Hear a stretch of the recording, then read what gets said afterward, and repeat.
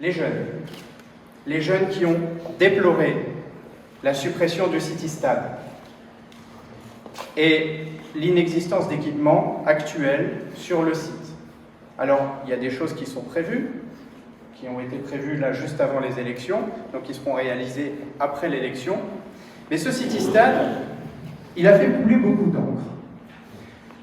Les riverains, en 2014, étaient déjà venus nous voir pour nous dire qu'ils posaient problème. Il y avait des problèmes de, nuisances sonores, des problèmes de sécurité le soir. Et donc, à un moment donné, on a envisagé de supprimer ce City-Stade.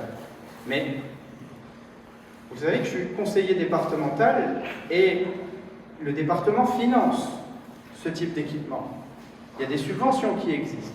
Et donc moi, ce que j'avais dit à monsieur le maire, quand il avait envisagé la suppression du City-Stade, je lui ai dit, vous savez, il existe des subventions, et donc avant de le supprimer, on pourrait envisager d'en reconstruire un, et le département sera derrière vous pour le financer. Il y a eu une pétition de jeunes qui ne voulaient pas qu'on supprime le City-Stade, et on les a reçus en réunion. Et on leur a dit, le City-Stade, il ne sera pas supprimé tant qu'on n'en aura pas reconstruit un autre. Donc le lendemain de cette réunion, je suis allé chercher tous les règlements de subvention du département et je les ai envoyés à monsieur le maire. Et il ne s'est rien passé suite à cette réunion. Jusqu'à ce que les riverains doivent venir en conseil municipal, dire « on n'est pas content, vous nous aviez dit que vous supprimeriez le City-Stade ».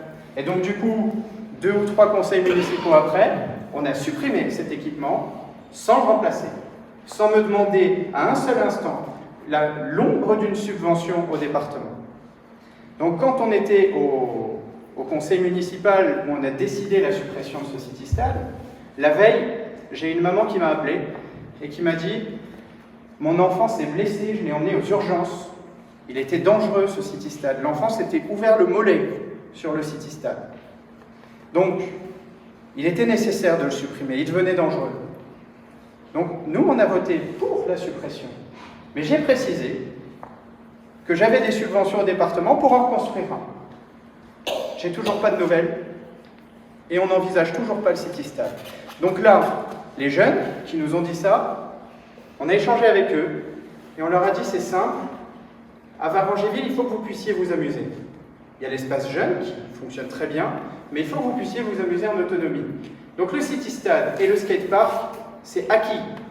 On le fera. C'est une promesse qu'on a faite à la jeunesse de Varangéville, parce qu'on considère que des parents qui viendraient habiter à Varangéville seraient éventuellement intéressés par les équipements qu'on pourrait mettre en place pour dire « mes enfants pourront s'amuser dans cette commune ».